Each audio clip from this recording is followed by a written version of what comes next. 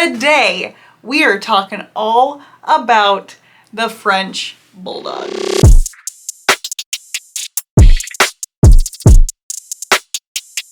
So, we all love the cute, tiny little French Bulldog. In history, the French Bulldog has been up and down in popularity, but recently, in the last 10 years, they have become really freaking popular. I mean, they're spendy.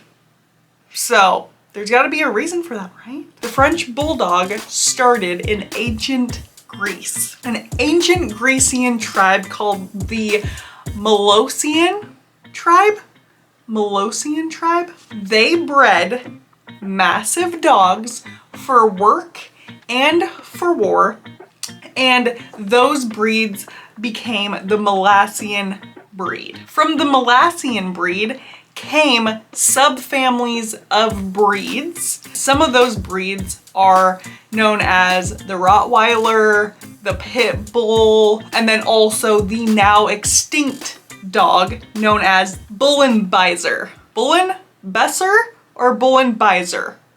I looked it up and I believe it's Bullenbeiser, but I could be wrong. Bullenbeisers were used in the blood sport known as bull baiting. They would try to immobilize a bull by attaching to the bull's snout and trying to take them down. These dogs performing in this sport are what essentially created the name for our dog, the Bulldog. Now, there are multiple types of bulldogs.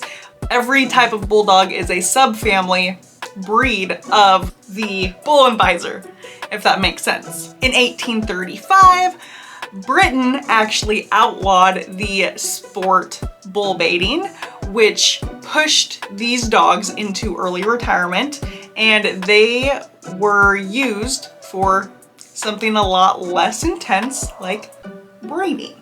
Now, they were bred with multiple different breeds to create multiple sizes and types, but they were mainly bred with terriers and pugs to create these small, compact lap dogs that we know as the French Bulldogs. By 1850, London was covered in bulldogs. By 1860, lace workers from Nottingham were forced out of the Industrial Revolution, so they went to France looking for work, and that is where they brought multiple of those dog breeds, but mostly the small compact dogs. The French absolutely loved the mini bulldogs. They loved that their ears were propped up and they were super small and compact. Who wouldn't love that, right? The French were so obsessed with them that they decided to take them all as their own, basically, and they renamed them as the French Bulldog, or however you say that in French, because that's where it originated. They would say the French version of French Bulldog, French Bulldog. The French Bulldog instantly became like a fashion accessory for all of the really big, ritzy people. So if you didn't have a French Bulldog, were you really anything back then in France? I don't know. We now go by the Cadillac of dogs. The French Bulldog is known in America these days as the Cadillac of dogs. They basically show that you have some sort of money because they're super expensive, but they're also like a way to show off. Am I right or am I wrong? People purchase it because, hey, bling bling. People usually wear diamonds, and all fashion just in general is a way to like show people, hey, I look good. I've got the monies. In 1885, the French Bulldog actually came to America because wealthy Europeans or wealthy Americans were traveling to Europe and they were coming back with these French Bulldogs. Let's get into the personality traits of the French Bulldog. First off, French Bulldogs are very codependent. They love to be the center of attention, basically hate being home alone. If you want a dog to like fetch you a beer, probably not gonna happen with the French Bulldog, but They are easier to train, but they just don't have that like common sense factor to them. They aren't gonna figure things out on their own. Like, you gotta show them what's up. They do love people and they love being around kids. So if you have kids and you're nervous about what dog to get because you wanna make sure that they're good around kids, the French Bulldog is good with kids. This dog is considered a small dog. I mean, itty bitty. They can be between 11 and 12 inches tall and 16 to 28 pounds. So they are very, very little. These small dogs live between 11 and 14 years of age. I read in a couple places that the French Bulldog is a little messy. I guess they drool and they shed a lot and they like to have a lot of toys so that they can be really playful. So I guess that makes them messy, but the people I know with French Bulldogs don't complain about them being messy. And any dog is gonna really drool, but I don't, even if a small tiny dog had like a massive drooling problem, it wouldn't be as bad as having a big dog with a small drooling problem. You know what I'm saying?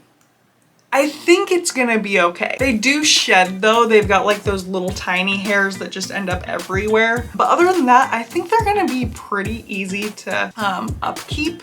I mean, grooming is super simple. These dogs also do better with a lazier, more laid back family, if I can say so. They don't need a lot of exercise, even though we press exercise a lot on this channel, because no matter what, any kind of dog that you have, exercise is very, very important for their health. That doesn't mean that like the French Bulldog needs to go on hours and hours and hours of playtime and walks in the dog park and all that stuff like maybe a Golden Retriever does, but they still need, you know, some movement. So I always say at least 30 minutes to an hour of activity for any type of dog is really important, but just a small walk here and there daily is just enough for these guys. One thing that is on the negative side, one of the cons of having a French Bulldog is they also have a tendency to get hip dysplasia and have to have surgery. So I've seen a lot of these, again, with people that I know who have French Bulldogs. They've had to have like surgery on their hips. They have issues. I did read that they have really bad allergies and that these kind of dogs also are really bad in the heat. Like they can't stand the heat because they have such small noses that they can't pant as well as like a German Shepherd who has a elongated nose. That's another thing, is you can't just kind of throw them out into the yard during summer because they really need to be monitored to make sure that they're not overheating.